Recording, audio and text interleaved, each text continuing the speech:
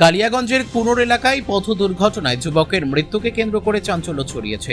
Police সূত্রে জানা গেছে, মৃত যুবকের নাম ভৈরব ঘোষ, বয়স 22 বছর, বাড়ি মুস্তাফানগর এলাকায়। পরিবারের অভিযোগ, বৃহস্পতিবার সন্ধ্যায় সাইকেলে করে কুনোর পাম্প থেকে তেল আনতে যাওয়ার পথে কুনোর ব্রিজ এলাকায় একটি বেপরোয়া বাইক তাকে ধাক্কা মেরে পালিয়ে যায়। গুরুতর আহত অবস্থায় প্রথমে তাকে কুনোর স্বাস্থ্য কেন্দ্রে এবং পরে রায়গঞ্জ মেডিকেল কলেজে নিয়ে যাওয়া হলে চিকিৎসকেরা মৃত ঘোষণা করেন। শুক্রবার দেহ ময়না তদন্তের জন্য রায়গঞ্জ মেডিকেলের মর্গে পাঠানো হয়েছে।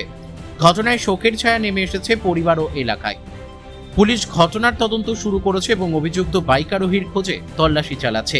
এ বিষয়ে মৃতের দাদা জীবন ঘোষ বলেন, আপনার নাম? জীবন ঘোষ। কে মারা গেছে? ভাই কি নাম?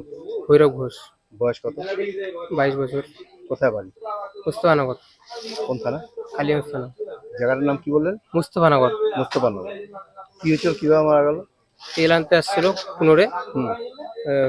আর অপোজিট থেকে বাইক এসে লাগিয়ে দিয়েছে ওকে। উনি কিসের ছিল?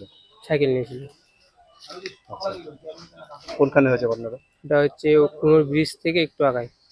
তারপর কি হলো, কি করলেন? ওখানকার কিছু লোক আনে হাসপাতালে ভর্তি করছিল। হুম। আমি খবর পেয়ে ওখান থেকে আসলাম কুনোরে। হুম। কুনোর থেকে এখানটা নিয়ে আসছি। রায়গঞ্জ। তাই কালকে রাত্রি।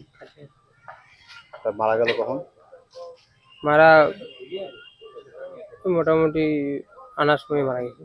রাস্তা দিয়ে মারা, এখানে আলাপড়া মারা গেছে। রাস্তাতে মারা গেছে। ঘটনাটা এখানে এসেছিল এখানটায় মোটামুটি 9টা।